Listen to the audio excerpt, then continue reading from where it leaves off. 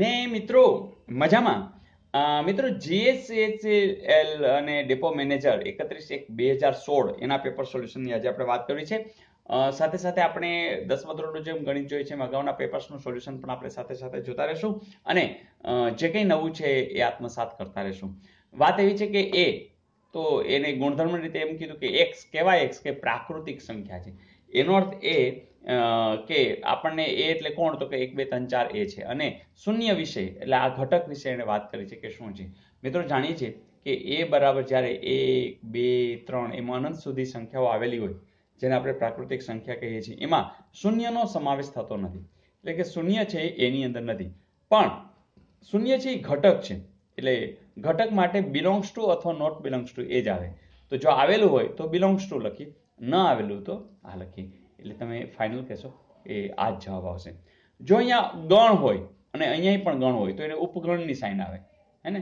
તો દાખલા તરીકે આમાંથી જ એક કોઈ ઘટક બે આવી રીતે કર્યો હોત તો અને આનું નામ ધારો કે બી રાખ્યું હોત તો અહીંયા બી કરી અને એમ લખી શકત કે બી ઉપગણ એ, કારણ કે બે નામનો ઘટક આ ગણમાં છે તો એ ગણ આખો આ ગણની અંદર આવેલો છે.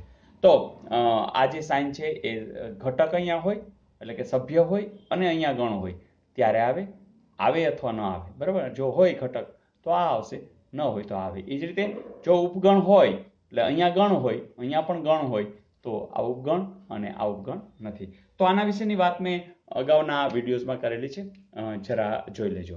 જોઈએ નેક્સ્ટ. મિત્રો આવો પણ પ્રશ્ન પૂછેલો કે પૂર્ણાંક સંખ્યાઓનો ગણ કયો. હવે માત્ર સંકેતની જાણકારી હોવી એટલે તમને 1 માર્ક મળી જાય. જેમ કે તમે જાણો છો કે n પ્રાકૃતિક સંખ્યા ગણ છે અને z છે એ શું છે, પૂર્ણાંક સંખ્યા ગણ. તો જવાબ આવશે z.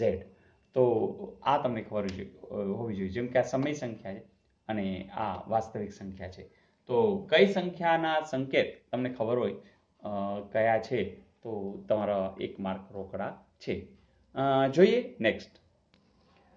મિત્રો આવું પણ પૂછાયેલું કે સંખ્યા રેખા પર શૂન્યની ડાબી બાજુએ કયા પૂર્ણાંકો આવશે.